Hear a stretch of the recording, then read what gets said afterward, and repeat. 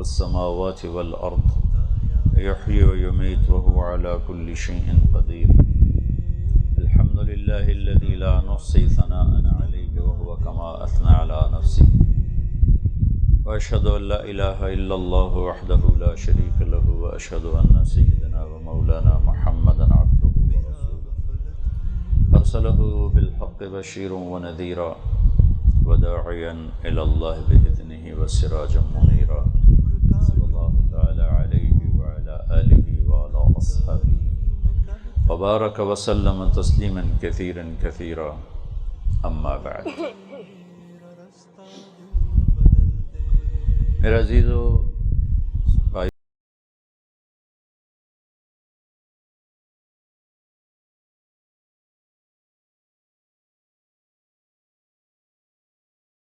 واللہ اخرجکم من بطون امہاتکم لا تعلمون شیئا، اللہ نے جب تمہیں ماں کے پیٹ سے نکالا تم کچھ نہیں جانتے تھے۔ انسان کے علاوہ جتنی مخلوق ہے وہ پیدائشی طور پر اعلیٰ تعلیم یافتہ ہوتی ہے۔ ربنا الذی اعطى كل شیء خلقه ثم هدى، رب وہ ہے جو ہر چیز کو بناتا ہے پھر اس کو اس کا علم دیتا ہے، ہدایت دیتا ہے۔ چھوٹا سا وجود ہے چیونٹی، کیا نظام بناتی، اور ساری کائنات کے درند پرند چرند نباتات سب کو اپنی زندگی گزارنے کا پورا طریقہ معلوم، کیا کھانا ہے کیا نہیں کھانا ہم سے زیادہ بہتر جانتے ہیں۔ آپ شیر کو مار مار مار اس کو ختم کر دیں، گھاس کبھی نہیں کھائے گا، لیکن شوگر والا مریض میٹھا ضرور کھائے گا۔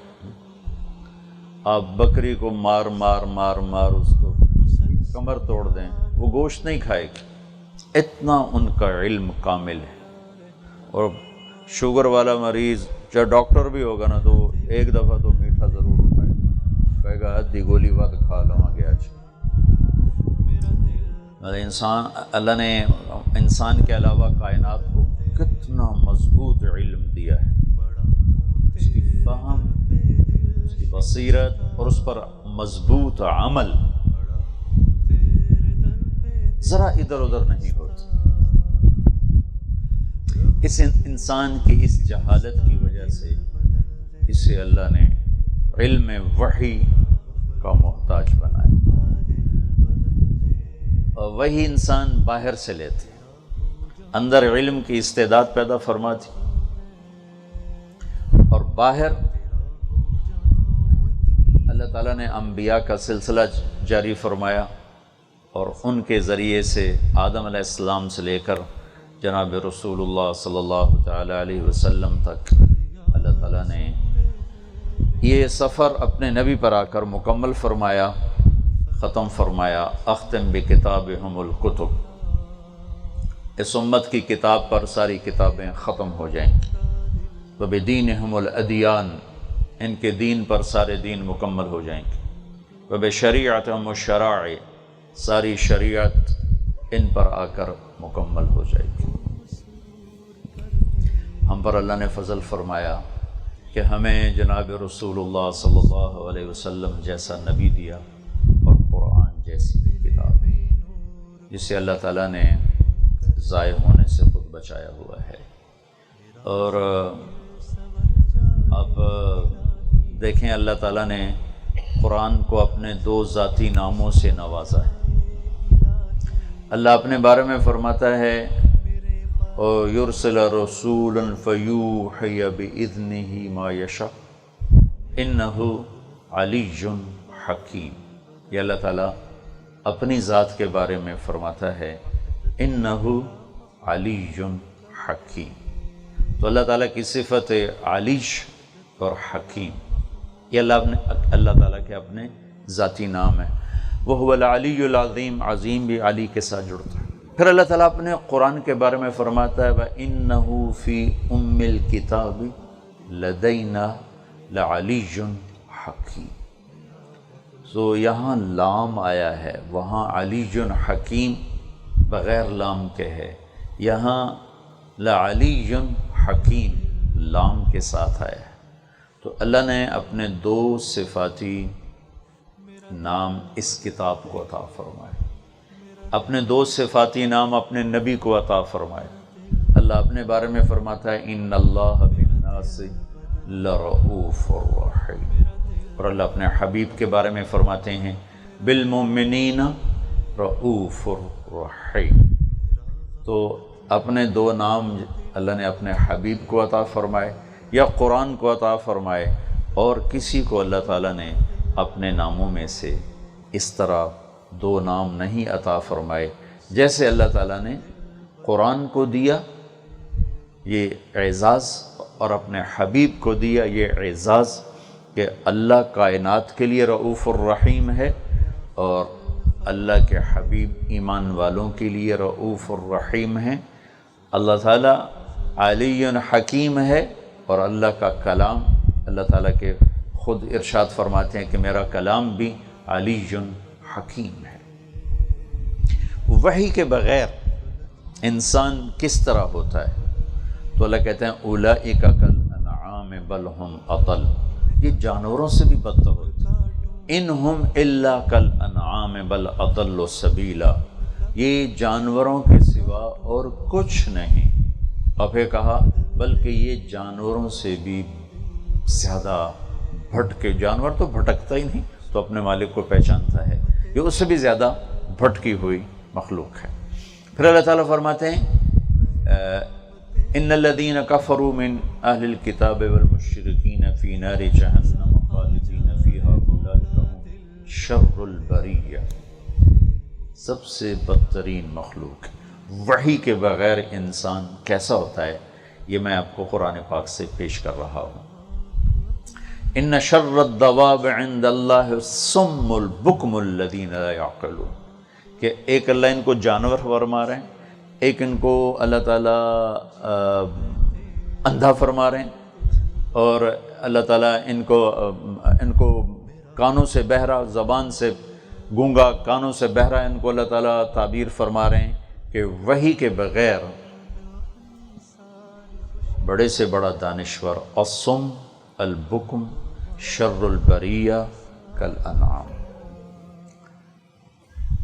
وحی کے ساتھ وحی کو سامنے رکھ کر چلیں تو اس سے کیا ہوتا ہے؟ تو میں قرآن پاک سے انسان کے علاوہ ایک مثال دیتا ہوں۔ اللہ نے 2 مکھیاں پیدا کی، عربی میں اس کو بھی، یہ بھی حشرات میں سے ہے، وہ بھی حشرات میں سے ہے۔ تو ہیں دونوں مکھیاں، ایک کا نام عربوں نے نحل رکھا اور ایک کا نام ذباب رکھا۔ ذباب ایک گندی مکھی، ایک شہد کی مکھی، دونوں مکھیوں کو اللہ نے قرآن میں ذکر فرمایا ہے۔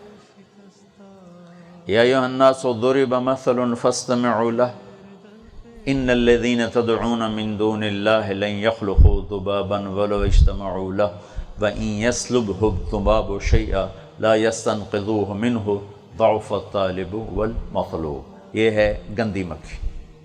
جو اللہ تعالیٰ نے شہد کی مکھی بنائی ہے تو اس کے بارے میں اللہ نے کہا وَأَوْحَى رَبُّكَ إِلَى النَّحْلِ أَنِ اتَّخِذِي مِنَ الْجِبَالِ بُيُوتًا وَمِنَ الشَّجَرِ وَمِمَّا يَعْرِشُونَ ثُمَّ كُلِي مِنْ كُلِّ الثَّمَرَاتِ فَاسْلُكِي سُبُلَ رَبِّكِ ذُلُلًا يَخْرُجُ مِنْ بُطُونِهَا شَرَابٌ مُخْتَلِفٌ أَلْوَانُهُ فِيهِ شِفَاءٌ لِلنَّاسِ۔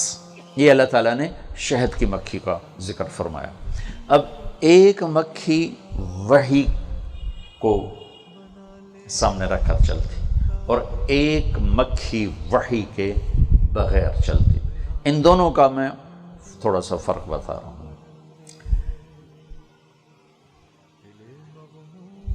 اللہ تعالیٰ نے شہد کی مکھی پر جب وحی اتاری اس نے قبول کر لی کہ ٹھیک ہے یا اللہ جو آپ کہیں گے میں ویسے کروں گی۔ تو اللہ نے اس میں کیا استعداد پیدا کی کہ آج کتنی ٹیکنالوجی ہے، ساری دنیا کے سائنسدان مل کر ایک قطرہ شہد نہیں بنا سکیں گے، اور ایک چھوٹی سی مکھی ہے اور یہ پھلوں کا رس چوستی ہے تو اس کے اندر ایک تھیلی ہے جس میں جا کر وہ پھلوں کا رس شہد میں تبدیل ہو جاتا ہے۔ اچھا، وحی کو سامنے رکھ کر چلنے سے پہلی اس کو جو خوبی ملی وہ یہ ملی کہ وہ دنیا کے لیے شفا بن گئی، انسانیت کے لیے شفا بن گئی، شفاء للناس۔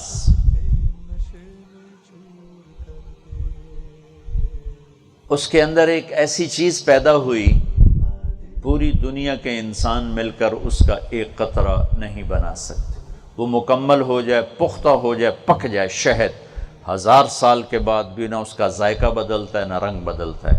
جو شہد کھٹا ہو جاتا ہے، ذائقہ بدل جاتا ہے پڑے رہنے سے، یہ ناپختہ شہد ہوتا ہے۔ جب شہد کی مکھی پورا پروسیس اس پہ کر لیتی ہے تو پھر وہ 1000 سال پڑا رہے، وہ خراب نہیں ہوتا ہے۔ اللہ تعالیٰ نے شہد کے اندر یہ خوبی بلکہ شہد کے اندر کسی چیز کو ڈال دیا جائے وہ بھی خراب نہیں ہوتی۔ اللہ نے اس کے اندر ایسی یہ صفت رکھی ہے، یہ طاقت رکھی ہے۔ پھر اس پر اللہ نے اس کو ایک علم دیا ہے۔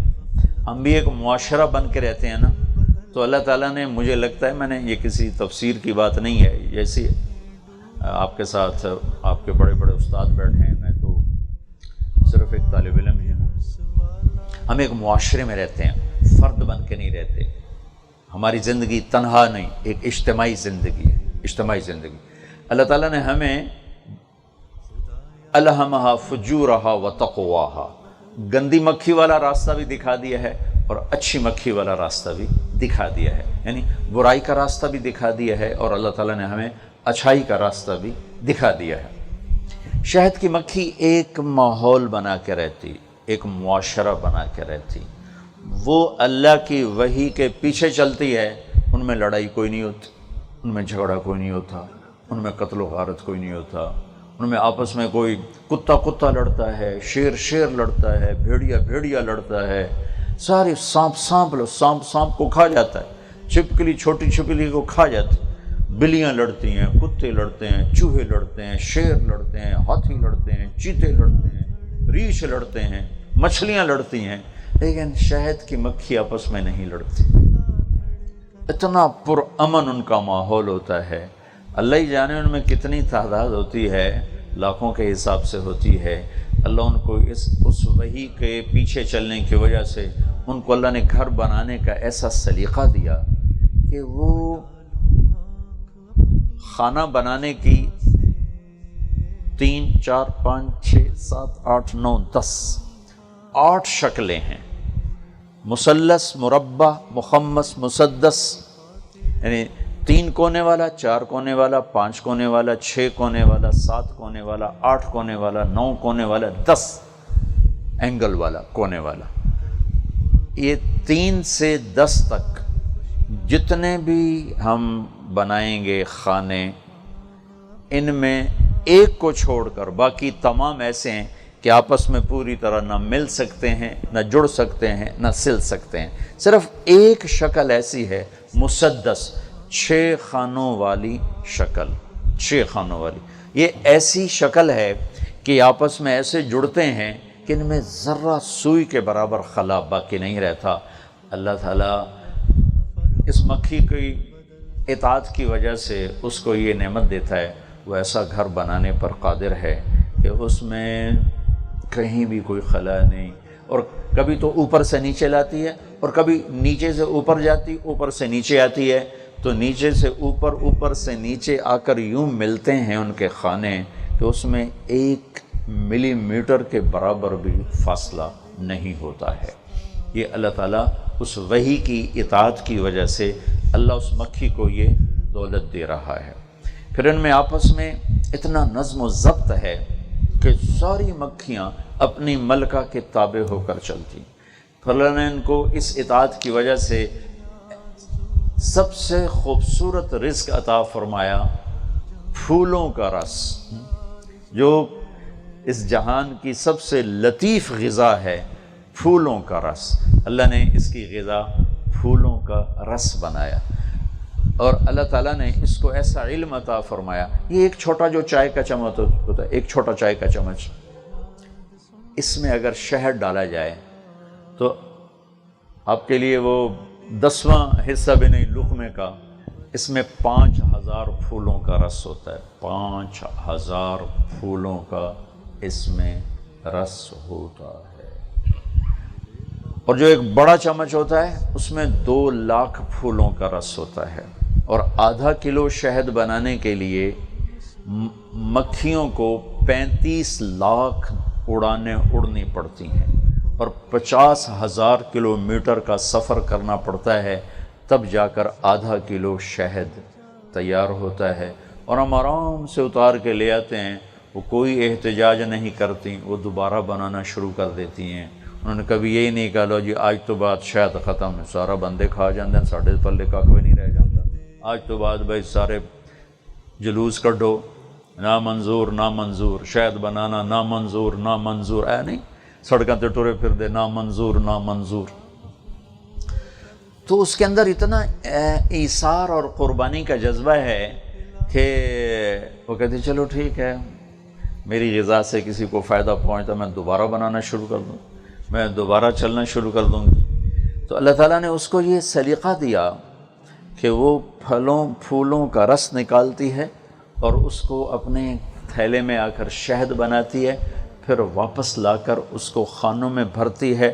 انڈوں کے خانے الگ ہیں، شہد کے الگ ہیں، موم کے الگ ہیں، اور بچوں کے الگ ہیں، سارا پورا ایک ملک ہے، اور انڈوں کی حفاظت کے لیے الگ نظام ہے، بچوں کی حفاظت کا الگ نظام ہے، موم کی بنانے والی فیکٹری الگ ہے، شہد کی فیکٹری الگ ہے، ان میں آپس میں کوئی ٹکراؤ نہیں، کوئی لڑائی نہیں، کوئی جھگڑا نہیں، اور ملکہ روزانہ 1500 انڈا دیتی، اتنا سا وجود 1500 انڈے روزانہ دیتی ہے، اور ایک سیزن میں 25 لاکھ انڈے دیتی ہے، ایک سیزن میں 25 لاکھ انڈے دیتی ہے۔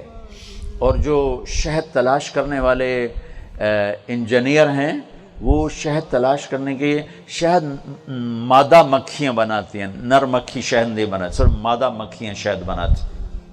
وہ شہد کی تلاش میں ایک پوری ٹیم ہے، وہ جاتی ہے، وہ تلاش کرتی ہے کہ یہاں سے کوئی 2 میل کے فاصلے پر باغ ہے، 100 فٹ کی بلندی یا 50 فٹ کا نشیب ہے، اور جنوب مشرق ہے، شمال مشرق ہے، جنوب مغرب ہے، شمال مغرب ہے۔ اب یہ مکھیاں دیکھ کر واپس آتی ہیں، واپس آ کر شہد بنانے والی مکھیوں کی فوج 30,000 ہوتی ہے، 30,000 مکھیاں شہد بنانے کے لیے مقرر ہوتی ہیں۔ تو یہ مکھیاں جو شہد دیکھ کر آئی ہیں، یہ ان کے طالب علم ہیں 30,000۔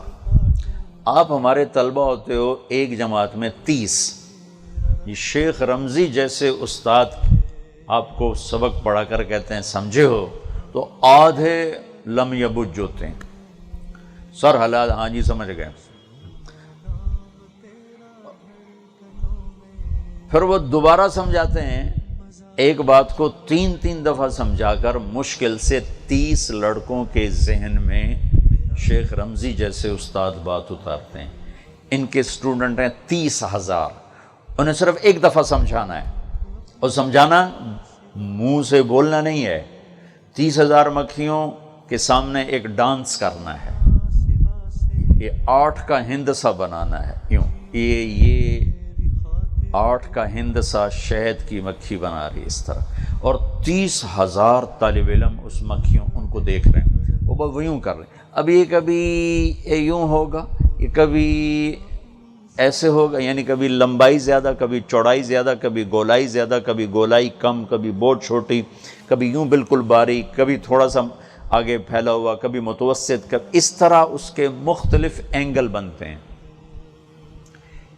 اس 8 کے عدد میں 30,000 طالب علموں کو سارا پتہ چل جاتا ہے کہ شہد کس طرف ہے، سفر کتنا ہے، بلندی کتنی ہے، سمت کیا ہے، کس جہت میں ہے، اور مکھی جو ہوتی ہے یہ ہزاروں لاکھوں خوشبوؤں کو اپنے اندر محفوظ کر لیتی۔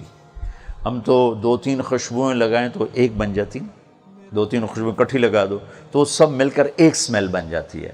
اور شہد کی مکھی جب ٹریول کر رہی ہے نا، تو جہاں سے گزرتی وہاں کی خوشبو محفوظ کر لیتی، جہاں سے گزرتی وہاں کی خوشبو محفوظ کر لیتی، جدھر جدھر سے گزر رہی ہوتی اس میں سے معمولی سے معمولی خوشبو کو بھی یہ سیو کرتی جاتی سیو کرتی جاتی.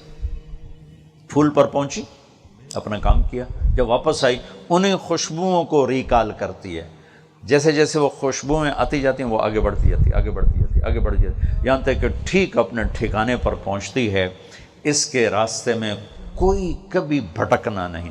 ہاں، آج کی ریسرچ یہ کہ جو موبائل سگنلز ہیں یہ چونکہ اس کا اینٹینا بہت پاورفل ہے، یہ سگنلز کیچ کرتا ہے تو وہ بھٹک جاتی ہیں.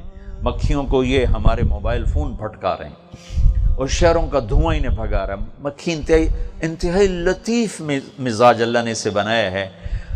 ہمارے بچپن میں جہاں جو 2-4 لکڑیاں پڑی ہوتی تھیں وہاں شہد کا چھتا لگ جاتا تھا. اب باغوں کے باغ، میلوں کے میل، ایک شہد کا چھتا نہیں ہوتا. کیوں؟ سپرے کی گندی بو سے شہد کی مکھیاں بھاگ گئی اور شہر کے دھوئیں سے شہروں سے شہد نکل گیا. اور اس موبائل کی وجہ سے سگنل کا آنا جانا چونکہ بہت زیادہ ہوگا تو ڈی ٹریک ہوتی چلی جا رہی ہیں، تو اپنی خوشبوؤں کو سونگھتی ہوئی واپس اپنے چھتے میں آتی. اب آگے وہاں 3-4 کھڑے ہوتے ہیں لیبارٹری اسسٹنٹ جو ہر مکھی کو دیکھ رہے ہیں، ہر مکھی کو ایک ہم نے بلڈ ٹیسٹ کرانا ہو جی کل لے جائے جی، پرسوں لے جائے جی، یہ 1 ہفتے بعد رزلٹ آئے گا جی، 10 دن بعد رزلٹ آئے گا، 20 دن بعد رزلٹ آئے گا. اور وہ صرف ایک نظر دیکھتی ہیں ایسے، اور اس میں سارا انالیسس کر کے ہاں صاف ہے جاؤ. جہاں کسی مکھی میں ذرا برابر کوئی غلط چیز نظر آئی یہ شہد کو نقصان پہنچائے گی، وہ اس پر اٹیک کرتی ہیں، اس کے پر توڑ کے اسے نیچے پھینک دیتی ہیں. شہد کے چھتے کے نیچے ٹوٹے پروں والی مکھیاں رینگ رہی ہوتی ہیں. یہ وہ ہوتی ہیں جو بیماری لے کر اندر جا رہی ہوتی ہیں. صرف شفاف مکھی اندر جا سکتی ہے، صحیح اندر جا سکتی ہے، غلط نہیں جا سکتی. پھر جب انہوں نے سفر کرنا ہوتا ہے ایک جگہ سے دوسری جگہ چھوڑنا ہوتا ہے، جب یہ شہد تلاش کرنے جاتی تو یوں پھیل جاتی. لیکن جب انہوں نے پورا علاقہ بدلنا ہوتا ہے تو آپ کبھی دیکھیں، بچپن میں بہت دیکھا تھا، اب تو دیکھنے کا موقع نہیں ملتا، یہ 8 کا ہندسہ بناتی ہوئی سفر کر رہی ہوتی. یہ یوں گھوم رہی ہوتی ہیں، یوں ایسے گھومتی ہیں اور یوں جاتی ہیں، ایسے گھومتی ہیں اور یوں جاتی ہیں. اس طرح ان کی فلائنگ نہیں ہوتی جیسے شہد کو تلاش کرنے کے لیے فلائنگ ہوتی، ایسے نہیں، بلکہ یہ یوں جا رہی ہوتی، یہ ایسے کیوں جا رہی ہوتی کہ ان کو لیڈ کرنے والے جو انجینئر ہیں وہ یہی اس میں ان کو راستہ بتا رہے ہیں، تو اسی کے مطابق ٹوسٹ کرتے ہوئے ڈانس کرتے ہوئے جاتے 10 میل چلی جائیں، 50 میل چلی جائیں، 100 میل چلی جائیں، کہیں راستہ نہیں بھٹکتی. یہ بچوں میں نے آپ کو تھوڑا سا نمونہ بتایا کہ شہد کی مکھی وحی کو فالو کرتی ہے تو کتنی مفید بن گئی، کتنی مستفید بن گئی، اور اس کا جو شہد ہے وہ شفاء للناس بن گیا. وہ کسی کے گھروں میں نہیں آتی، کسی کو تنگ نہیں کرتی. وہ ان اتخذی من الجبال بیوتا، وہ پہاڑوں میں، درختوں میں، ومما یعرشون، نباتات میں اپنے گھر بناتی. ہمارے کمروں میں نہیں گھستی، ہمارے برآمدوں میں نہیں گھستی، ہمارے بیڈ روم میں نہیں گھستی، بلکہ ہمیں سکھ پہنچاتی ہے، خود الگ رہتی ہے. اب ایک مکھی وہ ہے جو وحی کے تابع نہیں، من موجی ہے. یہ مکھی اجتماعی شکل میں نہیں رہتی، انفرادی زندگی گزارتی ہے. یہ مکھی پھولوں کا رس نہیں چوستی، یہ پاخانے پر بیٹھتی ہے. یہ مکھی صاف پانی نہیں پیتی، یہ گندا پانی پیتی ہے. یہ مکھی چھین کے کھاتی ہے. اِن یسلبہم الذباب شیئا، سلب آنکھوں کے سامنے کسی چیز کو چھین لینا، اور سرق چپکے سے چیز اٹھا لینا. سرقہ، سلبہ موجودگی میں چھیننا، موجودگی میں. تو اللہ تعالیٰ کیا عجیب لفظ فرما رہا ہے کہ یہ تم ڈاکوؤں کو تو روک لیتے ہو، ایک مکھی روک کے دکھاؤ کہ تمہارے سامنے تمہارے سالن میں سے سرنج بھر کے لے گئی، تمہارے شربت میں سے سرنج بھر کے لے گئی، تمہارے پھلوں میں سے حصہ لے گئی، اور تمہارے سامنے لے گئی، اور تمہاری ہمت نہیں کہ اس کو پکڑ سکو اور اسے تم واپس لے سکو، اسے تم چھین سکو. تو جو گندی مکھی ہے وہ کیا کرتی ہے؟ وہ ہم سے چھینتی ہے، ہمارے کمروں میں گھستی ہے، ٹوائلٹ میں گھستی ہے، برآمدے میں گھستی ہے، مسجد میں آتی ہے، سونے نہیں دیتی، بیٹھنے نہیں دیتی۔ 64 میں 5 میں ٹی وی کا افتتاح ہوا، پاکستان ٹی وی کا افتتاح 64 تھا، تو اس کی نا وہ براہ راست نشریات دکھا رہے تھے، تو امیر محمد خان مرحوم جیسا جابر گورنر پاکستان میں کوئی نہیں آیا، دنیا میں کوئی ہوگا، بڑی بڑی مونچھیں، اتنی موٹی آنکھ، سرخ، دیکھ کے ہیبت طاری ہو جاتی تھی۔ سارے پروگرام میں وہ کیمرہ مین بھی کوئی بڑا مزے کا تھا، ایک مکھی اس کے ناک پہ آ کے بیٹھ رہی، اسے ہٹاتا تھا پھر آتی، اسے ہٹاتا پھر آتی، اور جو مکھی اس پر آتی وہ کیمرہ ادھر لگا دیتا، جو مکھی ہے تو وہ کیمرہ ادھر لگا دیتا۔ سورے لاہور میں میں سینٹرل ماڈل اسکول میں تھا، تو ہمارے ہاسٹل میں ٹی وی آیا، تو اس کی پہلی افتتاحی تقریب ہو رہی تھی، تو محمد خان ساری مجلس میں یوں کرتا رہا، تو ہم بھی ہنس کے ہمارا برا حال کہ ایک دفعہ ابو جعفر منصور نا بیٹھا تھا دربار میں، تو ایک مکھی نے اس کو تنگ کرنا شروع کیا، آخر تنگ آ کر کہنے لگا، امام جعفر صادق رحمۃ اللہ علیہ بیٹھے تھے، کہنے کہ حضرت یہ اللہ نے مکھی کیوں بنائی؟ تو انہوں نے کہا تیرے جیسوں کا تکبر توڑنے کے لیے بنائی، کہ ایک مکھی تیرے کو نہیں ہٹ دی پئی۔ تو محمد خان مرحوم بیچارہ یوں کرتا رہا۔ تو 2 مکھیاں ہیں میرے بچوں، ایک گندی مکھی، اس نے وحی کو سامنے نہیں رکھا، تو وہ انفرادی زندگی پہ چلی گئی، وہ گندگی پہ چلی گئی، جہاں زیادہ ہوتی ہم ان کو مارنا شروع کرتے ہیں، بھائی سپرے کرو، ابھی آ رہی ہیں تو ہم سپرے لاؤ، بھائی وہ ایک ایسا ہوتا ہے، وہ مارنے والے سٹک ہوتی ہے، آگے اس کے چوکور بنا ہوتا ہے، تو ٹھا مر رہی، اور شہد کی مکھی کو ہم خود بچا رہے ہوتے ہیں، وہ میں کاٹ کے بھی چلی جائے تو ہم اس کو ہاتھ نہیں لگاتی ہے، شہد دی مکھی ان کی مارنا، اور جو بیچاری ہمیں آ کے تنگ نہ کرے، ویسے کونے میں مارو سپرے دوتے، وہ وحی کو فالو نہیں کرتی، وہ گندگی پہ پڑتی ہے، وہ انفرادی زندگی گزارتی ہے، وہ مصیبت بنتی ہے، وہ چھین کے کھاتی ہے، وہ چور ڈاکو بنتی ہے۔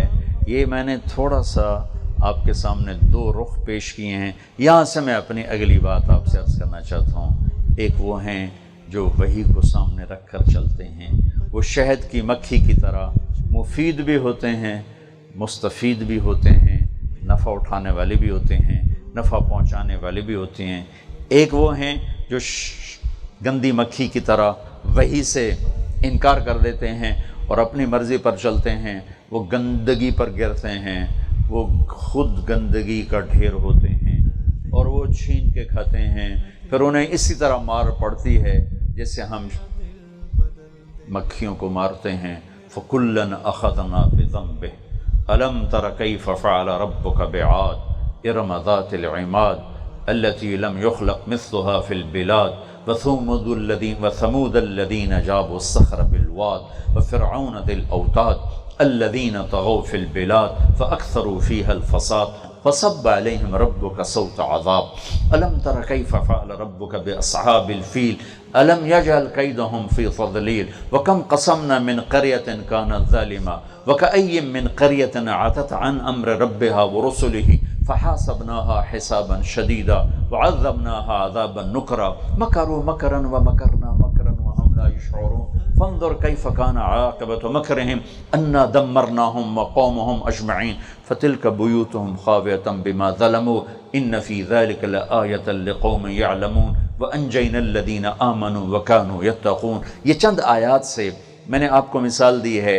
کہ جو وحی کو سامنے رکھ کر نہیں چلتے وہ گندی مکھی کی طرح ہوتے ہیں، جیسے اس پر سپرے کر کے مارتے ہیں، اس کو ہر طریقے سے مارتے ہیں، پھر میرے اللہ کے سامنے یہ لوگ ایک گندی مکھی کی طرح ہوتے ہیں، کبھی زمینوں میں زلزلے آتے ہیں، کبھی ہواؤں کے تیور بدل جاتے ہیں، کبھی موسم پاگل ہو جاتے ہیں، کبھی آسمان کے دہانے کھل جاتے ہیں، کبھی کہیں سے تابڑ توڑ فتنے پڑتے ہیں، تو وہ اس طرح مرتے ہیں جیسے مکھی مرتی ہے۔ آپ وہ خوش قسمت بچے ہو جنہوں نے وحی کو پڑھا ہے، وحی کو سامنے رکھنا۔ میرے رب نے کہا لَقَدْ كَانَ لَكُمْ فِي رَسُولِ اللَّهِ أُسْوَةٌ حَسَنَةٌ۔ اسوۃ کاملہ نہیں کہا، حسنہ۔ ہمارے نبی کی زندگی تمہارے لیے انتہائی خوبصورت نمونہ ہے، خوبصورت۔ حسن، حسن دلیل کا محتاج نہیں ہوتا، حسن کے لیے دلائل نہیں دیے جاتے۔ حسن چاند میں ہو، وہ گلشن گلستان میں ہو، وہ تاج محل میں ہو، وہ کسی صورت میں ہو، وہ کسی آواز میں ہو، وہ کسی کلام میں ہو، وہ کسی شعر میں ہو، وہ کسی منظر میں ہو، وہ کسی چیز میں ہو، بغیر دلیل کے جا کر دل میں ٹھکتا ہے۔ تاج محل کے سامنے کھڑے ہو کر آپ دلیل نہیں مانگو گے، مجھے دلیل دو کہ تاج محل بڑا خوبصورت ہے۔ آپ تو بولنے والے سے کہو گے چپ کر، میں نے ذرا ویکھن۔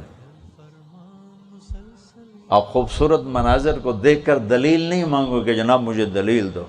کوئل کو نغمے کو سن کر آپ کو دلیل کی ضرورت نہیں ہے کہ مجھے دلیل دو، کوئل کا نغمہ بہت دلکش اور دل ربا ہے۔ ڈوبتے سورج کا منظر، اٹھتی صبح کا منظر، تاروں بھری رات کا منظر، 14ویں رات کے چاند کا منظر، قوس و قزح کے منظر، ان کے قائل ہونے کے لیے آپ کو دلیل نہیں چاہیے۔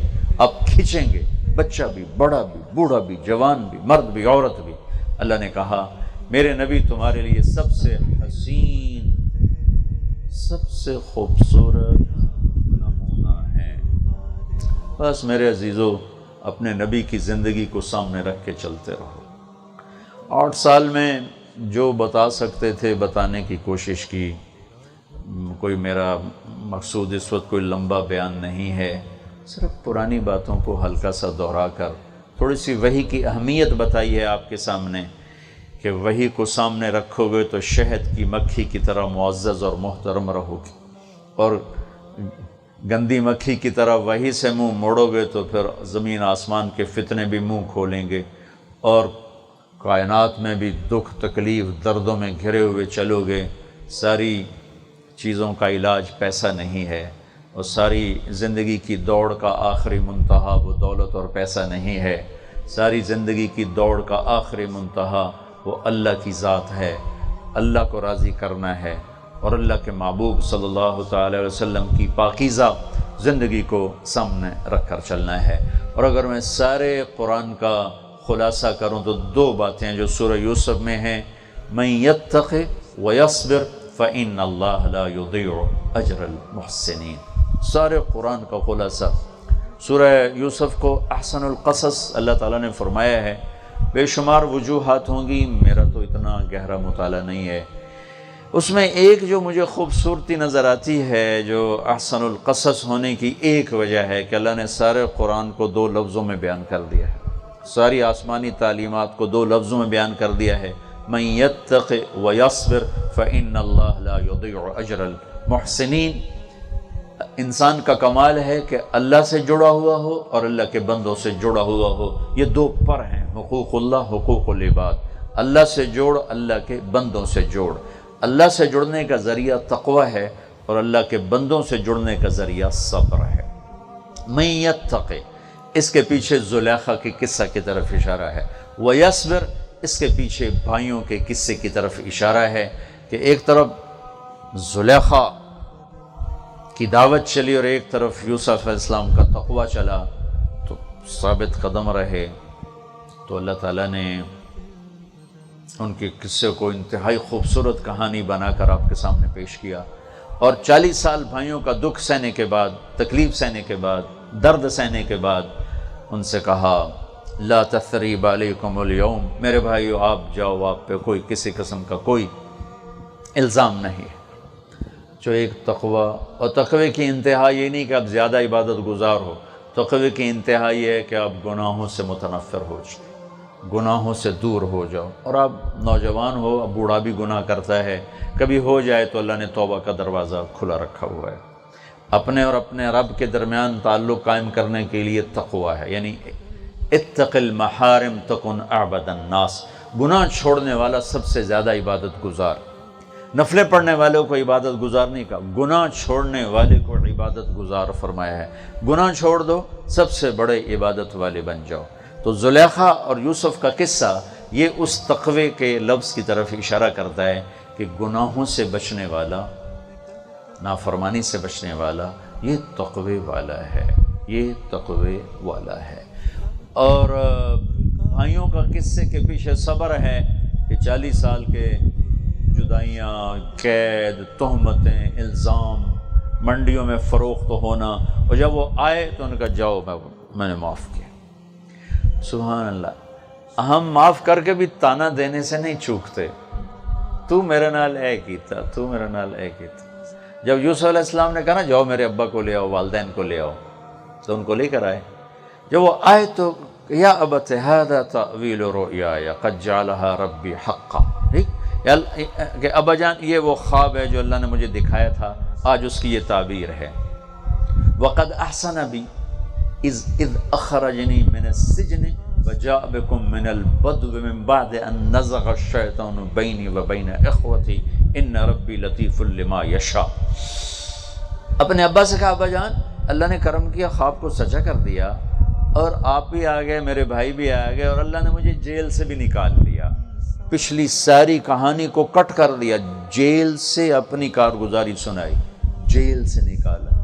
گھر سے جو بھائیوں نے نکالا تھا وہ نہیں بتایا، جو کنویں میں پھینکا تھا وہ نہیں بتایا، جو منڈی میں فروخت ہوئے وہ نہیں بتایا، جو الزام لگے وہ نہیں بتایا، جو سارا مکر و فریب بھائیوں نے کیا تھا وہ نہیں بتایا، جیل سے نکلنا بتایا کہ میرے اللہ نے مجھے جیل سے نکالا، آپ کو گھر سے لائے اور ہمیں جمع فرمایا۔ آپ ایک دنیا کے سمندر میں کودنے والے ہیں، اور ہمارے دیس میں کیا پوری دنیا میں منفی رویے بہت زیادہ ہیں، تو منفی چیزوں کا جواب منفی بن کے نہ دینا، مثبت بن کے دینا۔ گالی کا جواب گالی سے نہ دینا، مناظرے نہ کرنا، تحریکوں کا حصہ نہ بننا۔ تحریکوں نے یہ ملک ہو یا 7 بر اعظم میں کوئی ملک ہو، نقصان زیادہ پہنچائے ہیں، نفع کم پہنچائے ہیں۔ اثمہما اکبر من نفعہما، ہمارے اس ملک کی تاریخ بھی بتاتی ہے، اور میں دین اتنا نہیں پڑھا جتنا میں تاریخ پڑھا ہوں، اور جتنی دنیا اللہ تعالیٰ نے مجھے پھرائی اپنے فضل و کرم سے، دیکھنے اور پڑھنے کے بعد، جب آدمی کچھ پڑھ لکھ لیتا ہے نا تو پھر اس کے اندر اطاعت کا مادہ بہت کم ہو جاتا ہے، وہ خود صاحب بصیرت، صاحب فراست بننے کی کوشش کرتا ہے کہ مجھے کسی کی ضرورت نہیں ہے، میں خود زی رائے ہوں۔ تو کچھ عرصہ آپ ہمارے پاس رہے ہیں، تو دیانتاً آپ سے کہہ رہا ہوں، آپ کو لگام تو نہیں دے سکتے اور نہ آپ کا ہاتھ پکڑ سکتے، آپ یہاں سے نکلیں گے تو ہمارا اور آپ کا تعلق ایک کچا دھاگا رہ جائے گا، چاہو تو توڑ دو، چاہو تو باقی رکھو۔ یاد کرنے اور بھلا دینے میں کوئی لمبا فاصلہ نہیں ہوتا ہے، چند قدم بھی نہیں، چند لمحے بھی نہیں، ایک لمحہ ہوتا ہے یاد کرنے اور بھلا دینے کا۔ لیکن ہمارے ذمہ ہے کہ ہم آپ سے دیانتاً وہ کہیں جس کا ہم نفع دیکھتے ہیں۔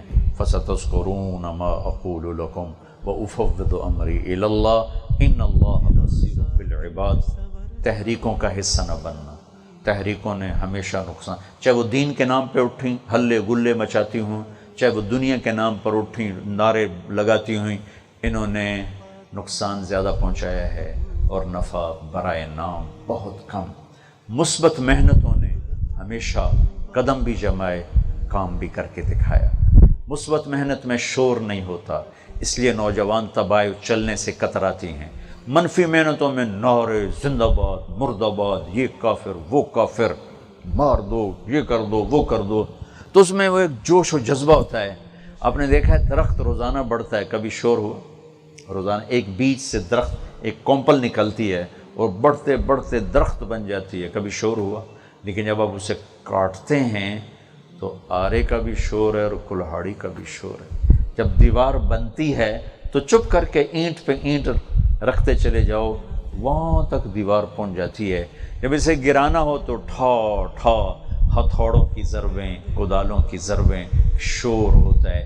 تخریب میں شور ہے، تعمیر میں شور کوئی نہیں۔ بچہ ماں کی گود میں پیدا ہونے کے بعد ہوتا ہے اور ماں کی گود سے ہی پھیلتا پھیلتا پھیلتا پھیلتا ماں سے لمبا قد کر جاتا ہے۔ کبھی آپ نے شور سنا 2 انچ پتر ود گیا، کبھی شور سن؟ یا یہ مکی، ہمارے جو مکی کی فصل ہے بہت جلد اوپر جاتی ہے، آج جاؤ تو کہیں ہوتی، کل جاؤ تو کہیں ہوتی، پرسوں جاؤ تو کہیں ہوتی مکی۔ میں بھی 1 مہینہ گھر میں رہا، میں جب اپنے وہ زمینوں پہ جاتا تو کہیں سے کہیں، کہیں سے کہیں پہنچتی جا رہی، کہیں مجھے شور نہیں سنا کیوں جائے، مکی 2 انچ ود گئی، مکی 4 انچ ود گئی۔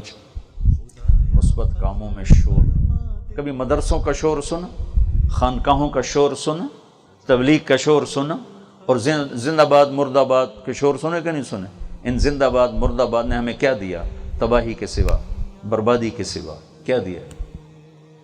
ایک چھوٹا سا مدرسہ سے لے کر وہ ہزاروں طلبہ، میں منظر کبھی بھلا نہیں سکتا۔ ہٹ ہزاری ایک مدرسہ ہے چاٹ گام کے پاس، بنگلہ دیش، وہاں کوئی 8000 طلبہ پڑھتے ہیں۔ پاکستان میں اتنا بڑا مدرسہ میں نے کہیں نہیں دیکھا، ہے ہی کوئی نہیں۔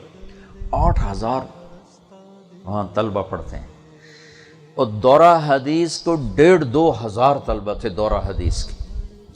تو جب ہم مدرسے میں داخل ہوئے تو بخاری شریف کا سبق ہو رہا تھا، مولانا محمد شفیع صاحب رحمۃ اللہ علیہ، حضرت مدنی کے شاگرد بھی اور خلیفہ بھی، اب تو پتہ نہیں زندہ ہیں کہ نہیں، بہت پرانی بات، بہت ضعیف تھے اس وقت، وہ سبق پڑھا رہے تھے۔ جب میں اندر داخل ہوا میرے اوپر ہیبت طاری ہو، میں نے زندگی میں اتنا بڑا درس نہیں دیکھا تھا۔ 1500 کتاب کھلی ہوئی، 1500 طلبہ بیٹھے ہوئے، اور سامنے ایک بزرگ نحیف بیٹھے ہوئے، اتنا بڑا یعنی علمی ایک دہشت طاری ہوگی، اور ایک مسرت اور خوشی اور حیرت کے عجیب و غریب جذبات کا میں پیکر بن کے میں کھڑا ہو کے بس دیکھتا رہا، دیکھنے کا میں مزہ لیتا رہا۔ میں نے زندگی میں ایسا منظر کہیں نہیں دیکھا، علمی منظر، علمی، کوئی شور شرابہ نہیں۔ 50 لڑکے سڑک پہ آ کے نعرے لگاتے ہیں تو سارا شہر ہل جاتا ہے، بازار بند ہو جاتے ہیں۔ تو میں آپ سب بچوں کو یہ نصیحت کروں گا، آپ کے سامنے ہیں یہ 3 مثبت کام ہیں دین کے، مدارس، تبلیغ، خانقاہیں۔ کبھی شور سنے؟ کوئی شور، لیکن تحریکوں نے ہمیشہ شور مچایا اور آخر میں جا کے سو گئے، آخر میں جا کے خاموش ہو گئے۔ کسی سیاسی جماعت کا حصہ مت بننا، چاہے وہ دین کے نام پر ہے چاہے وہ دنیا کے نام پر ہے۔ جب سیاست میں قدم پڑتا ہے تو دامن آلودہ ہوتا ہی ہے، اور ہم تو پہلے ہی آلودہ دامن ہیں، اور اپنے اوپر چند دھبے داغ لگا لیے تو ہمارے پلے کیا رہے گا؟ اللہ تمہیں گھر والا بنائے، تمہاری شادیاں ہوں۔ میں نے 8 سال تمہیں معاشرت بتائی ہے، میں تقابل نہیں کر رہا ہوں، اللہ تعالیٰ کی نعمت کا شکر ادا کرتے ہوئے کہہ رہا ہوں۔ میں نے 8 سال مدرسے میں پڑھا، ایک دن نہیں سنا کہ بیوی کے ساتھ سلوک کیا کرنا، ماں باپ کے ساتھ کیسے چلنا ہے، بھائی بہنوں کے ساتھ کیسے چلنا۔ فقہ فقہ فقہ فقہ پڑھ پڑھ پڑھ پڑھ مت ماری گئی۔ میں نے ایک دفعہ اپنے مولانا احسان صاحب سے کہا، استاد جی آپ سے بڑا گلہ ہے۔ کہنے کیا؟ میں نے کہا آپ نے میں فقہ بھی پڑھائی، حدیث بھی پڑھائی، تفسیر بھی پڑھائی، تبلیغ بھی سکھائی، آپ نے ہمیں گھر کی زندگی نہیں سکھائی۔ ہم اپنی ماں باپ کو چھوٹی چھوٹی باتوں پہ دکھ دیتے رہے، اپنی بیوی کو چھوٹی چھوٹی باتوں پہ ذلیل کرتے رہے تربیت کے نام پر۔ تو مولانا کی آنکھوں میں آنسو آ گئے، فرمایا بہت دیر سے تم نے بتایا۔ میں نے کہا پہلے جرأت ہی نہیں ہوتی تھی، اب تھوڑا سا آپ نے ہمت دی ہے اب اپنے سامنے بولنے کی تو بول لیتے ہیں، ورنہ تو ہم ادب میں کبھی بولے ہی نہیں آپ کے سامنے۔ تو میں نے اس خلا کو محسوس کیا اپنی زندگی میں۔ اب میری اولاد بیٹھے ہوئے، میں نے آپ کو بتانے کی بھرپور کوشش کی، اب آگے چل کے آپ صحیح چلو غلط چلو وہ تو آپ کا اور اللہ کا معاملہ ہے، لیکن کم از کم انشاءاللہ اللہ تعالیٰ مجھے بڑے بول سے بچائے، فخر تکبر سے بچائے۔ میں نے تمہارے سامنے گھر کی زندگی کو کھل کے پیش کیا ہے کہ ایک مسلمان اپنی بیوی کے ساتھ کیسے چلتا ہے، ماں کے ساتھ کیسے چلتا ہے، باپ کے ساتھ کیسے چلتا ہے، بھائی کے ساتھ کیسے چلتا ہے، اختلاف ہو جائے تو کیا کرتا ہے، اتفاق ہو تو کیا کرتا ہے۔ میں نے کوشش کی، میں کوئی بھرپور تو نہیں کہ اب پوری نہیں، اپنی بساط کے مطابق میں نے پوری کوشش کی میں آپ کے سامنے یہ زندگی لاؤں۔ آج میں آپ سے یہ توقع رکھتا ہوں کہ جب آپ اپنی دنیا میں جائیں، اللہ آپ کے گھر آباد کرے، تو اپنی بیویوں کے لیے راحت بنے، آپ کے ماں باپ زندہ ہوں تو ان کی آنکھوں کی ٹھنڈک بنے۔ پھر ایک بات دہرا دیتا ہوں کہ ہمارا چونکہ جوائنٹ فیملی سسٹم ہے تو ہمارا سسرالی معاشرہ بہت سخت ہے، ظالم بھی کہوں تو میں غلط نہیں کہہ سکتا، ساس کا جبر، سسر کا جبر، خود خامند کا اپنا جبر، پھر دیور اور بھابیاں اور دیورانیاں جٹھانیاں، ایک عجیب قسم کا ایک مرکب ہے۔ اگر ہمیں شریعت کا پتہ ہوتا تو یہ بہت اچھا معاشرہ تھا، چونکہ انسان ایک دوسرے کی مدد سے ہی چلتا ہے، چونکہ شریعت کا نہیں پتہ تو بہت ظلم ہے، بہت زیادتی ہے۔ تو اپنی بیوی کی حفاظت کرنا اپنی ماں باپ کے ظلم سے، اور ماں باپ کی حفاظت کرنا بیوی کی بدتمیزی سے، بیوی کے عشق میں ماں باپ کو ناراض نہ کر بیٹھنا، اور ماں باپ کے عدم میں بیوی کو ذلیل نہ کر بیٹھنا، اس میں بہت افراط و تفریط ہو رہا ہے۔ کچھ کہتے ہیں میری ماں ہے، میرا باپ ہے، میں نے نہیں بولنا، تو ظلم برداشت کر، اور کچھ کہتے ہیں میری بیگم ہے، میں انہیں اس کو آئے گا، وہ ماں باپ کو رگڑا دے دیتے ہیں۔ وَكَانَ بَيْنَ ذَلِكَ قَوَامًا، بچوں زندگی گاڑی اس کے درمیان چلتی ہے۔ بیوی کی وجہ سے ماں باپ کو خوار نہ کرو، ماں باپ کی وجہ سے بیوی کو خوار نہ کرو، ذلیل نہ کرو، اسے عزت دینا آپ کے ذمہ ہے۔ ماں باپ کی خدمت آپ کی بیوی کے ذمہ نہیں، آپ کے ذمہ ہے۔ آپ کی بیوی آپ کے ماں باپ کی خدمت قبول کرے، آپ اس کا احسان مانو، اس کو ڈنڈے سے نہیں آپ چلا سکتے کہ میرے ماں باپ ہیں۔ وہ ایک بچی کا آیا پیغام کہ میرا خامن مجھے روز کہتا جا میری اماں نو سلام کر کے آ، خود جا کے اس کا حال بھی نہیں پوچھتا، اور میں نے آتا جا میری ماں نو سلام کر کے آ۔ میں یہ اس قسم کے نا بہت، چونکہ معاشرت کے احکام کے، ہم تو نماز کے احکام نہیں پوری طرح جانتے، تو معاشرت تو بہت ہی پیچیدہ زندگی ہے۔ بازار میں جاؤ، اگر آپ میں سے کسی کو بازار پہنچا دے تو وہ مزاربت والوں کو سامنے رکھ کے چلنا کہ وہ ایک عبرت کی مثال بنے ہیں، اور بہت پگڑیاں اچھلی ہیں اور بہت لوگوں کے گھر برباد ہوئے ہیں۔ اگر آپ کو معیشت کی مجبوری بازار لے، میرے نزدیک بازار میں بیٹھنا مدرسے میں بیٹھنا برابر ہے اگر شریعت کو زندہ کیا ہوا ہے، اور آپ کی معاشی تنگی آپ کو بازار لے جاتی ہے، دکان پہ لے جاتی ہے، اسکول لے جاتی ہے، کالج لے جاتی ہے، تو آپ احساس کمتری کا شکار نہ ہوگا ہم نے تو مدرسے کی روٹیاں حرام کر دیں اور مدرسے کی زندگی ضائع کر دی۔ صرف علم کا مقصود کوئی پڑھانا نہیں، علم کا مقصود سیکھنا ہے۔ وہ سیکھنے کے بعد میں مدرسے میں بیٹھوں سب سے اعلیٰ چیز ہے، مسجد میں بیٹھوں بہت اعلیٰ چیز ہے، لیکن میں بازار میں اگر جاتا ہوں تو، اور وہ جو میں نے ہدایہ میں مسئلے پڑھے تھے میں بازار میں زندہ کرتا ہوں، میں سچ بولتا ہوں، میں صحیح تولتا ہوں، میں وعدے سے نہیں پھرتا، میں جھوٹ نہیں بولتا، اور میں ناجائز منافع نہیں لیتا، تو مسجد کا ماحول اور یہ اس دکان کا ماحول اب ایک جیسا ہے۔ درس گاہ اور دکان اب ایک ہو گئے کہ اگر اس کی دکان میں سچائی ہے، دیانتداری ہے، آنے والے کی خیر خواہی ہے۔ میں دکھ سے کہہ رہا ہوں، ہمارا تاجر جو ہے نا، گاہک کا فائدہ سوچ کے نہیں بیٹھتا کہ میں گاہک کو نفع پہنچاؤں، اپنا فائدہ سوچ کے بیٹھتا ہے کہ مجھے اس کو کیسے لوٹنا ہے۔ جریر بن عبداللہ رضی اللہ تعالیٰ عنہ نے اونٹ بیچا 300 درہم کا، پیسے وصول کر لیے، پھر کہنے لگے میرے بھائی یہ سواری کے لیے آپ لے رہے ہو یا ذبح کرنے کے لیے؟ انہوں نے کہا یہ میں سواری کے لیے لے رہا ہوں۔ کہا بھائی مجھے معاف کرنا، یہ سواری کے قابل نہیں ہے، اس کے پاؤں میں زخم ہے، یہ اپنے پیسے لو اور میرا اونٹ واپس کر دو۔ پیسے اس کو دے کے اونٹ گھر رکھ لیے، اپنے نوکر سے فرمایا بازار سے گھوڑا خرید کے لاؤ۔ وہ 300 درہم کا گھوڑا خرید کر لائے۔ جریر بن عبداللہ البجلی یمن کے شاہی خاندان کے فرد ہیں، آخری 2 مہینے میں ایمان لائے، چند دن صحبت کے ملے۔ انہوں نے گھوڑے کو دیکھا تو نوکر مالک کو ساتھ لے کر آیا کہ آؤ میں تمہیں پیسے دلوا دوں۔ کتنے میں لیا؟ کہا جی 300۔ انہوں نے گھوڑے کو دیکھا، گھوڑا مہنگا تھا، مالک کو خود نہیں پتا تھا۔ اب میرا یہ موبائل ہے، میں 300 میں بیچوں یا 3000 میں بیچوں، اگر میں 300 پہ راضی ہوں تو عثمانی صاحب کے لیے یہ حلال ہے، کوئی مسئلہ نہیں،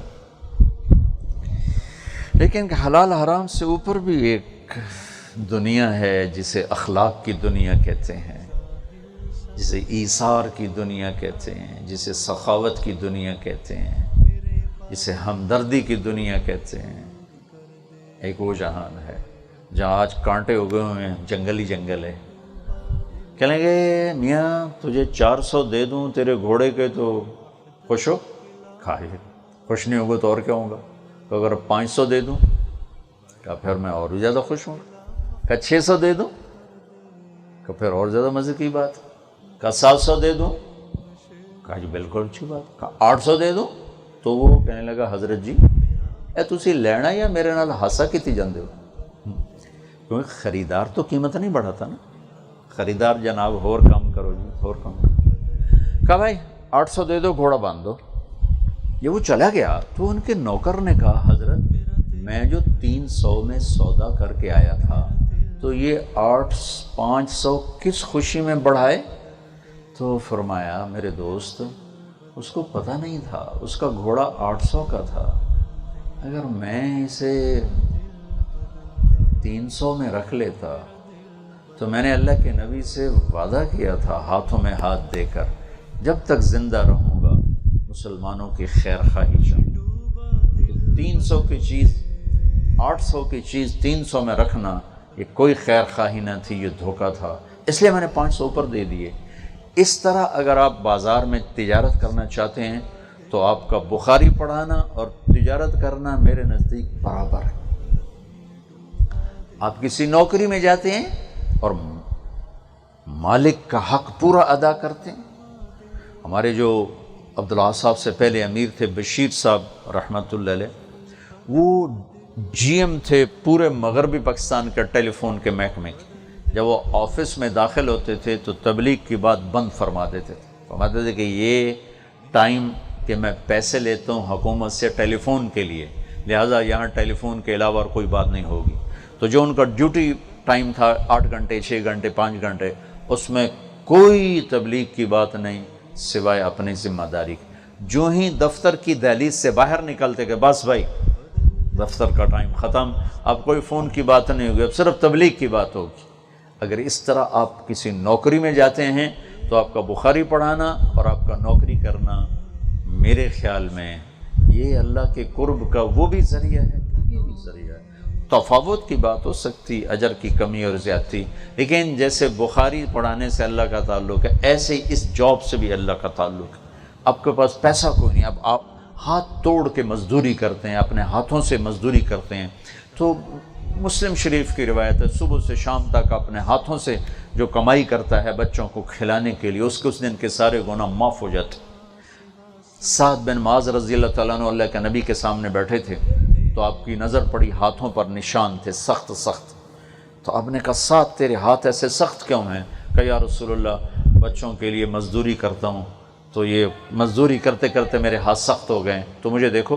آپ نے ان کا ہاتھ پکڑا اور یوں بوسہ لیا اور فرمایا کہ بچوں کو حلال کھلاتے ہوئے جو ہاتھ ایسے ہو جاتا ہے اس پہ جہنم کی آگ حرام ہو جاتی ہے۔ تو دین کے کام کا تصور یہ نہ رہے کہ صرف مدرسے پڑھانا یا کسی خانقاہ میں بیٹھنا یا دارالافتاء میں بیٹھنا یہ دین کا کام ہے۔ ہر لمحہ ہمارا دین ہے اگر اللہ اس کے رسول کی اطاعت کے ساتھ، اللہ اس کے رسول کے حکم کے۔ سلطان محمود غزنوی نے 35 سال حکومت کی اور دنیا کا سب سے بڑا حکمران تھا اپنے زمانے کا۔ 416 ہجری میں اس کا انتقال ہوا۔ 1974 میں زلزلہ آیا، اس کی قبر پھٹ گئی، قبر کھول کے دیکھا تو اس طرح قبر میں پڑا تھا جیسے کوئی آج میت کو رکھ کر گیا ہو، کفن بھی میلا نہیں ہو، کفن بھی۔ 35 سال کی حکومت کے بعد 1000 برس گزر گیا، قبر کی مٹی نے اس بندے کو ہاتھ نہیں لگایا۔ تو اگر آپ دنیا کے شعبوں میں اللہ کے حکموں کو سامنے رکھ کر چلتے ہیں، بخاری پڑھانا بھی جنت کا ذریعہ ہے، اور دکان بھی اور اسکول بھی اور کالج بھی اور ریڑھی لگانا، اور تلمبے میں نے بچے اکٹھے کیے جو پڑھ کے فارغ ہوئے، تو میں نے یہ تھوڑا سا مضمون بیان کیا، تو ایک بچے کا فون آیا کہ جی میں بڑا احساس کمتری کا شکار تھا کہ میں نے دین پڑھ کے بھلا دیا، میں پھیری لگاتا ہوں، غریب بچہ ہوں، غریب ہوں، اپنا گھر بھی کوئی، میں پھیری لگاتا ہوں، تو آپ کی باتیں سن کر مجھے بھی حوصلہ ہو گیا کہ میں بھی دین کا کام کر رہا ہوں۔ ایک نوجوان کھڑا تھا، صحابہ نے کہا یا رسول اللہ اگر یہ اللہ کے راستے میں ہوتا تو کتنا اچھا ہوتا، تو آپ نے فرمایا تم نے اللہ کا راستہ اتنا مختصر کر دیا ہے، اگر یہ بچوں کو پال رہا ہے تو یہ اللہ کے راستے میں ہے، اگر یہ ماں کے لیے کما رہا ہے تو یہ اللہ کے راستے میں ہے، اگر یہ اپنے گھر والوں کی خبر گیری کر رہا ہے تو یہ اللہ کے راستے میں ہے۔ ایسے ایک سفر میں حضرت عمر نے ایک نوجوان دیکھا بڑا حسین، تو آپ نے کہا یا رسول اللہ یہ اللہ کے راستے میں ہوتا تو کتنا اچھا ہوتا، تو آپ نے کہا عمر تو نے اللہ کا راستہ اتنا چھوٹا کر دیا۔ آپ نے کہا او بچے ادھر آؤ، آ گیا۔ آپ نے فرمایا بھائی کیا کرتے ہو؟ کہا یا رسول اللہ میری بوڑھی ماں ہے اس کی خدمت کرتا ہوں۔ کہا ہاں تم اللہ کے راستے میں ہو۔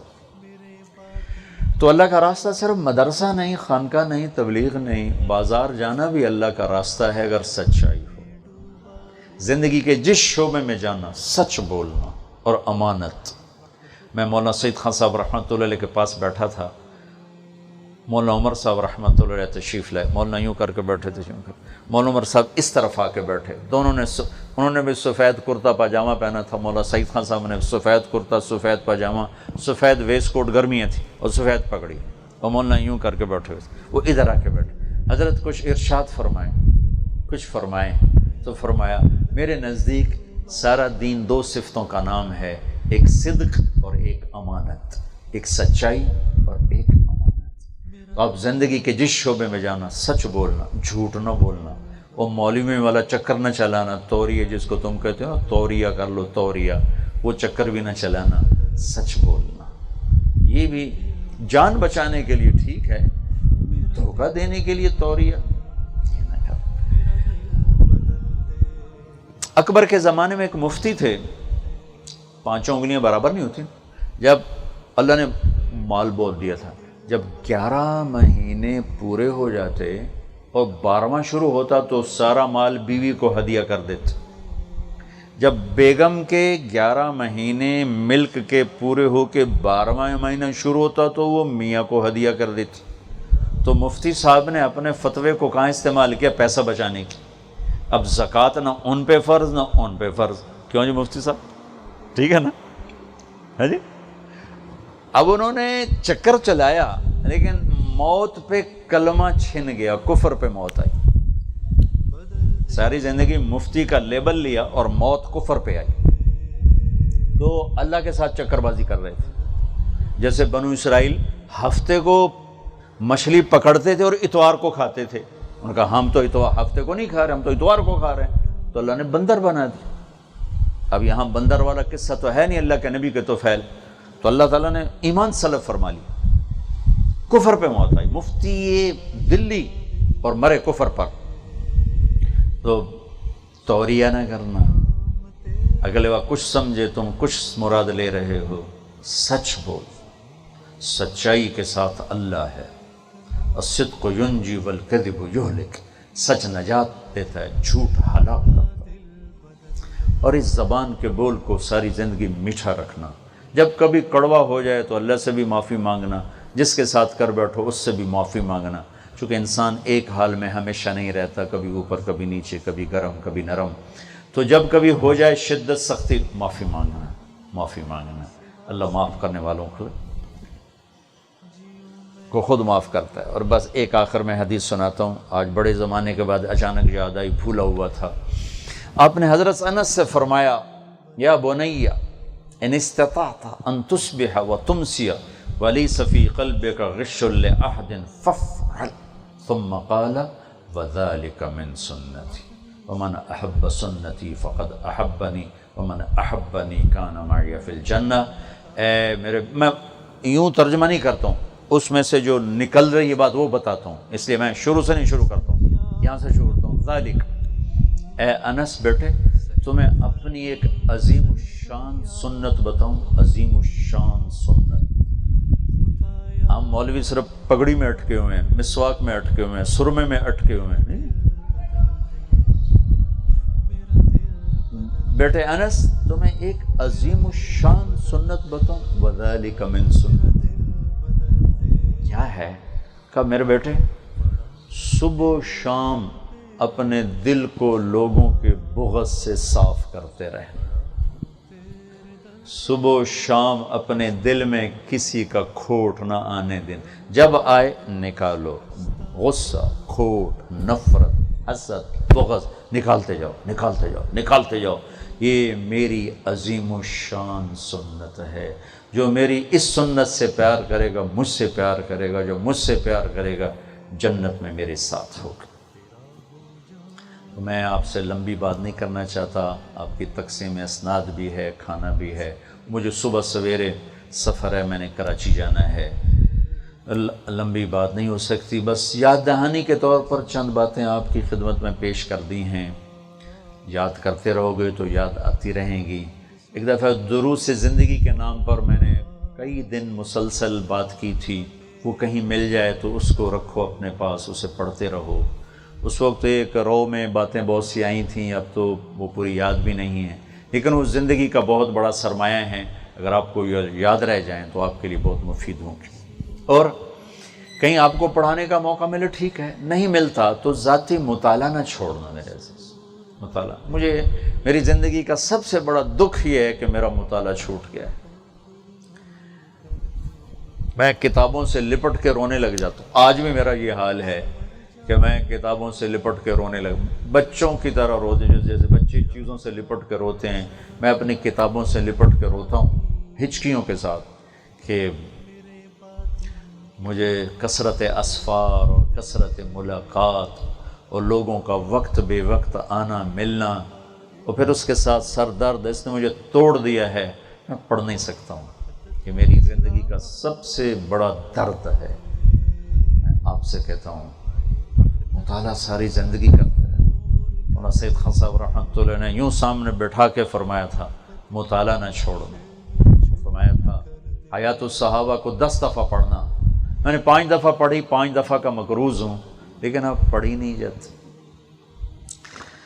تو یہ عرض کروں گا مطالعہ ضرور، کچھ وقت قرآن کا مطالعہ، کچھ وقت حدیث کا مطالعہ، کچھ وقت سیرت کا مطالعہ، کچھ وقت فقہی کتابوں کا مطالعہ، کچھ وقت عربی ادب کا مطالعہ، کچھ وقت سیرت السلف، اپنے سلف صالحین، اپنے اکابرین کی سیرت کا مطالعہ، یہ ملا جلا ہو۔ اب کسی کا ذوق فقہ کا بن جائے گا ٹھیک ہے، اس کو زیادہ کر لے، لیکن ان چیزوں کو ساتھ ضرور شامل کرے۔ کسی کا ذوق قرآن کا بن جائے گا، وہ ضرور اس میں چلے، لیکن تھوڑا تھوڑا اس کو ساتھ رکھے۔ کسی کا ذوق حدیث کا بن جائے گا، وہ اس کو آگے رکھے، باقی چیزوں کو ساتھ رکھے۔ کسی کا ادبی ذوق بن جائے گا، کسی کا شعر کا ذوق بن جائے گا، کسی کا تحریری ذوق بن جائے گا۔ ساری چیزوں میں تو آدمی مکمل نہیں ہوتا ہے، کسی ایک میں ہی آدمی آگے بڑھتا ہے، لیکن باقی چیزوں کو ساتھ رکھنا، کبھی شعر، کبھی ادب، کبھی فقہ، کبھی حدیث، کبھی تفسیر، کبھی سیرت، کبھی حیات الصحابہ، کبھی سیرت الصالحین، صفت الصفوہ ابن جوزی کی کتاب، ایسے سیر و اعلام من نبلا، یا اور ہمارے بر صغیر کے اکابر علماء، راسخین، صوفیاء، جن کی جتنی ملے کرتے رہنا، سیکھتے رہنا، سیکھنے کی کوئی حد نہیں، مرتے دم تک انسان سیکھتا ہے اور سیکھنے کی کوئی حد نہیں ہوتی۔ اور میرے عزیزو اپنے تجربات سے، مطلب اپنے وہ بھی آپ کے ساتھ شیئر کرتا ہوں، لوگوں کے لیے راحت بننا، دکھ نہ بننا۔ کیا مطلب؟ کسی پر ایسا بوجھ نہ بننا کہ وہ آپ سے تنگ پڑ جائے، کسی کو اس طرح فون نہ کرنا کہ وہ آپ کو گالیاں دیتا ہوا فون اٹھایا، جی کیا حال ہے، ٹھیک ہو، پہلے گالیاں دے رہا تھا اب کہہ رہا ہاں جی ٹھیک ہو۔ کسی کو وقت بے وقت تنگ نہ کرو، بے وقت کسی کے پاس جاؤ نہیں۔ میرے نبی کا فرمان ہے اگر گھر واپس لوٹو رات ہو جائے تو باہر سو، گھر نہ جاؤ تاکہ گھر والوں کو تکلیف نہ ہو، تو کسی دوسرے کو جا کے تکلیف میں ڈالنا۔ اس کو سیکھو، کیونکہ میں بہت تھکا ہوں اس معاملے میں، تو میں آپ کو چاہتا ہوں کہ اب آپ عملی زندگی میں جا رہے ہیں تو آپ کسی کے لیے ایسے دکھ کا باعث نہ بنیں۔ وَإِن قِيلَ لَكُمُ ارْجِعُوا فَارْجِعُوا، دروازے پر پہنچ کر کوئی کہہ دے میں نے نہیں ملنا تو بغیر ناراض ہوئے واپس چلے جاؤ، ٹھیک ہے میرے بھائی کو کوئی مصروفیت ہوگی، لیکن ہم اتنا اس میں غلوف کا شکار، دیکھو جی اسی بوے تے ازانو مل ہی نہیں۔ ایک اور جہالت بڑی، دیکھو جی ایک ہاتھ سے مسافہ کرتا ہے، اتنا متکبر ہے، ایک ہاتھ سے مسافہ کرتا ہے، یعنی کیسی جہالت، بیٹھے بیٹھے ملتا ہے جی، کھڑے ہو کے نہیں ملتا۔ بڑا متکبر آدمی، آپ لوگوں کا پاگل پن دیکھو کہ ایک ہاتھ سے مسافہ کرنے کو تکبر کہہ رہے ہیں اور بیٹھ کر ملنے کو تکبر کہہ رہے ہیں۔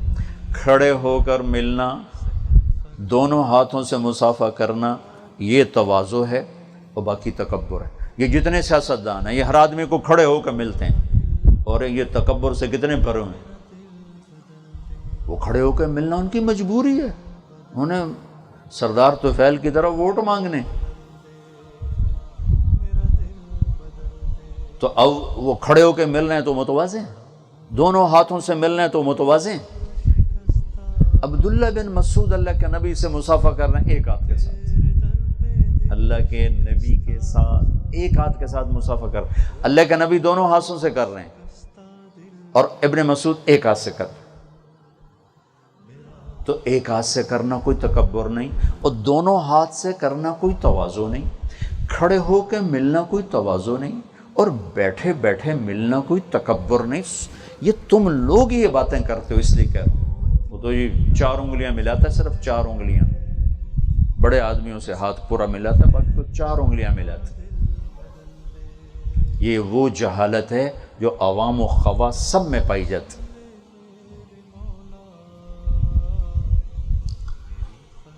ایک آدمی مصروف ہے، تمہیں ایک ہاتھ ملا کے چلا جاتا ہے، تو اتنی بات پہ اسے متکبر کہہ دو گے؟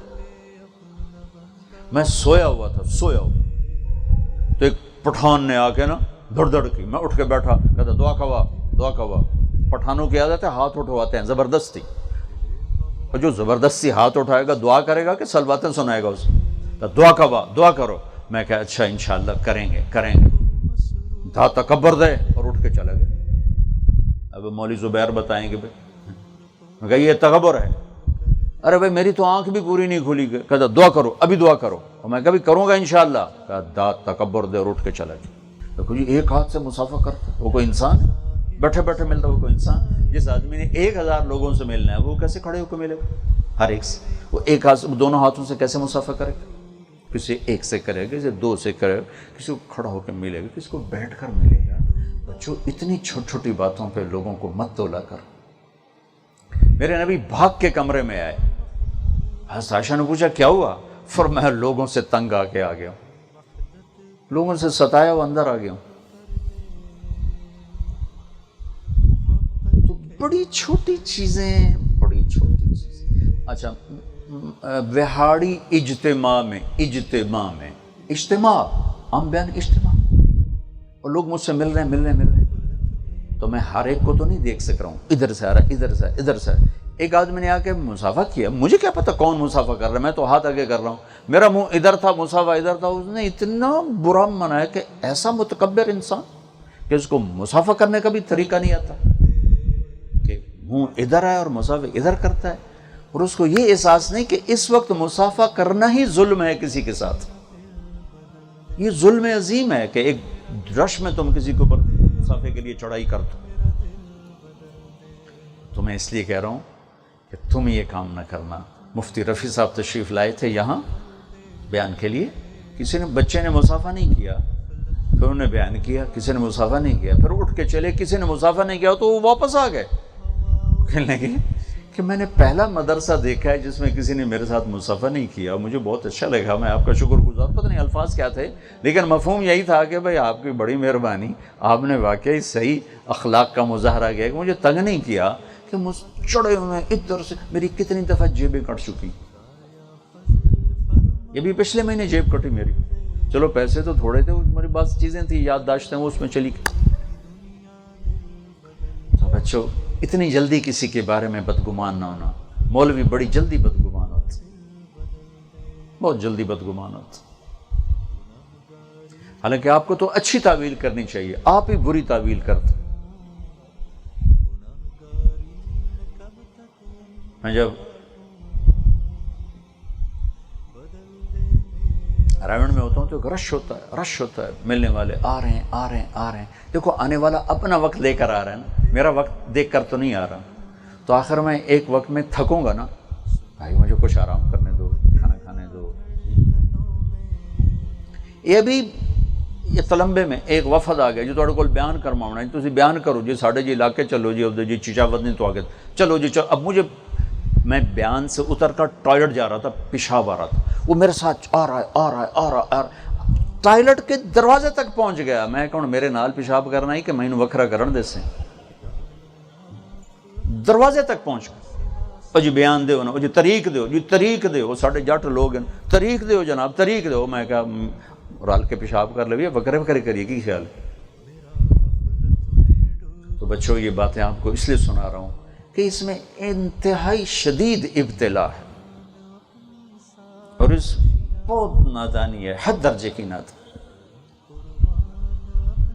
باقی جو بچے سال کے لیے جا رہے ہیں انشاءاللہ آپ کے ساتھ رائمنڈ میں ملیں گے. وہاں آپ کو رائمنڈ میں آپ کو سننے کو ملے گی بہت سی ہدایات، اور میں بھی آتا رہوں گا. اور اب انشاءاللہ اب جائیں گے تو آخری اشرہ میں بھی انشاءاللہ رائمنڈ دینے لگا ہوں، تو اس میں مجھے امید ہے آپ کے سے ملاقات ہو جائے گی. تو آپ کے لیے ہدایات وغیرہ سارا وہ رائمنڈ میں آپ کو سننے کو مل جائے گا انشاءاللہ. میں بھی کچھ موقع پہ عرض کرتا رہوں گا. اللہ تعالیٰ آپ کی مساعی قبول.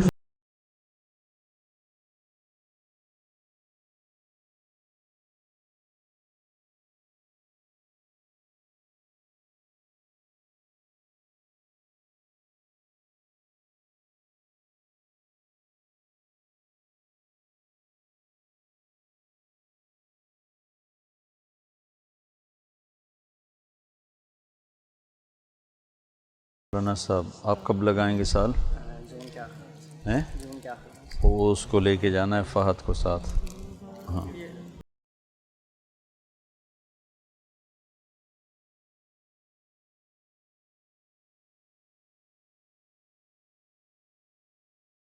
شبیر بن غلام شبیر، حارث بن محمد ارشاد. آپ کہاں سے بیٹا؟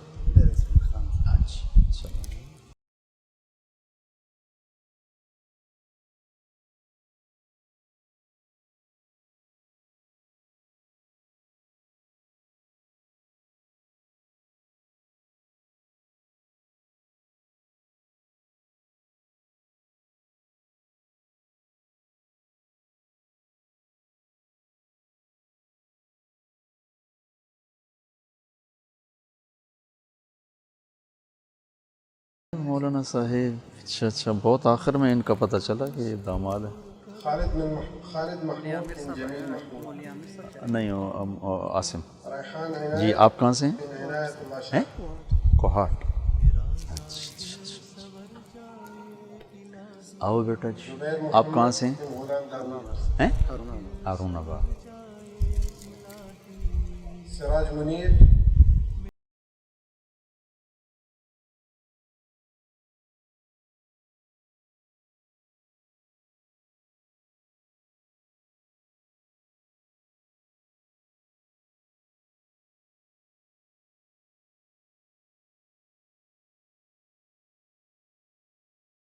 آؤ بیٹا.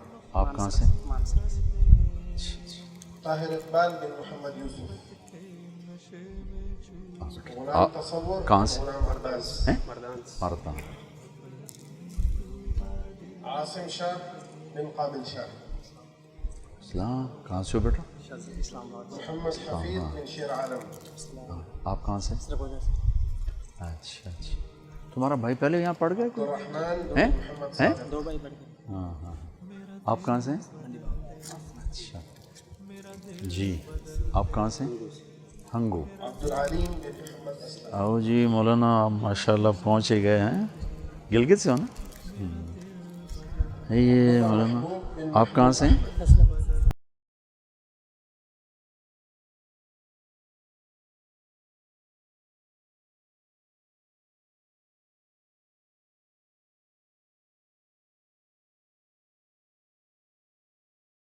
کہاں سے؟ احمد بن مختار احمد. کر جی مولانا صاحب. حسن بن جلیل احمد. آؤ وہ دیپال پور والے وہ کیا ہے آگے آپ کا دریما ہیں؟ واہ واہ واہ، وہ ان کا بیٹا ہے کوثر ہے؟ اچھا اچھا اچھا، او جی آپ کہاں سے؟ بن شير چار علم. سد جی، آپ کہاں سے؟ چنیوٹ، اچھا آپ کہاں سے؟ محسن عباس بن محمد عباس. آپ رشید خان بن حرمیش خان. آپ کہاں سے؟ اچھا اچھا، کہاں سے؟ صوابی. یہ ہاتھ پکڑ کے کیوں آ رہا محمد ریحان بن عبد الرحمن. ہے؟ رات کو کہاں سے ہو؟ ہیں؟ اچھا، محمد عاطف بن محمد باكر. یہ خورشید ہے؟ کہاں سے ہو؟ انگو. مصطفى اچھا، حنیف بن محمد حنیف. اس کی نظر تمہاری تمہیں کم دکھتا ہے؟ کیا وجہ ہے؟ اچھا نائٹ بلنڈ، دن میں ٹھیک ہے. علي بن علي مراد. آپ کہاں سے ہیں؟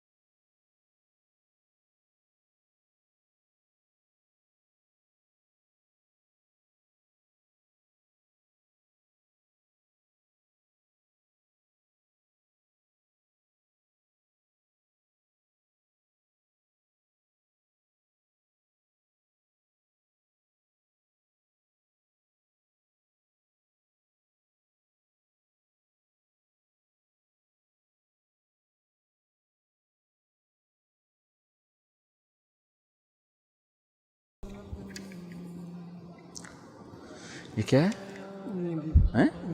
امیہ. یہ کیا نام رکھا ہے؟ بنت کابل خان. پشاور خان کدھر ہے؟ ایسا. حیات گل بن حاجی گل کون ہے؟ تم ہو حیات گل ہیں؟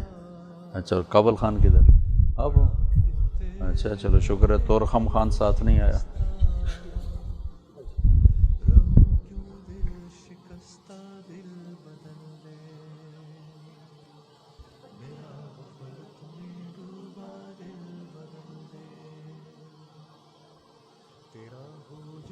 اعوذ باللہ من الشیطان الرجیم، بسم اللہ الرحمن الرحیم.